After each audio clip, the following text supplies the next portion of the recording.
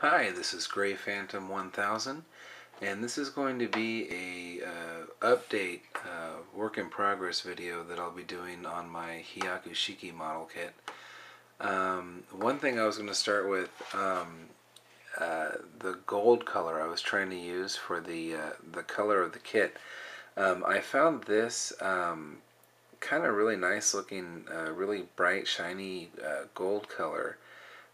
Made by, it's right here, Rust-Oleum's American Accents Metallic Aged Brass. And after painting it, I thought the color looked really nice, and I wasn't paying too much attention to it. And when it dried, if you can almost see there, it's actually a kind of a hammered metallic. There's a lot of texture to it. And I thought, well, I didn't really like that. And then the more I thought about it, I thought it might actually look kind of cool. And then I kept thinking about it and realized that the decals are going to look really bad on that if I try to use it. So we're ditching that and not going to be using it. So next I picked up another American Accents Rust-Oleum brand. This one is kind of off in a small case on the side of them. In their kind of, I think it was called the hobby section for it. Anyways, this one is just gold metallic, and I painted it on the other part here on the leg that I'm not using anyways. And I actually really enjoy how that came out. It kind of gives it more of the look that the HD version of the Hyaku Shiki comes with. So I'm actually going to paint it in that color. It's a very nice, very smooth finish, and I think it's going to look pretty cool when it's done. So that's the color I'm going to go with. Now, the first thing I was going to show you guys, an issue that came up is when I was talking about the wings for the kit right here. There is these two pieces right here that are going to make this really nasty looking panel line that's going to go all the way around this top piece.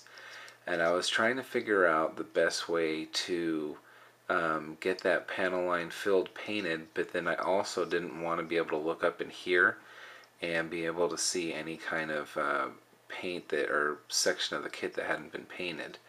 So what I decided to do is I've actually already gone ahead and painted this entire piece here and here on the inside, the gold metallic color that I want for the kit. And then what I ended up doing is taking this piece and wrapping it up in tape all the way to about right here, putting it back in here, and then taking the other piece and sealing the two together like so. And what I ended up with anyways is something that looks like this. So now the only part exposed is the rest of this plastic here that I need to paint. So what I'm going to do is fill in the seam line and then go ahead and sand that down. I'm going to probably glue these two pieces together before I do that. And then fill it in, let it dry, sand it down, and go ahead and get that painted. And then once I take the paint off, it should look pretty nice when it's all done. So I'll get back to you guys just as soon as I get the putty on and sand it down and show you how that looks.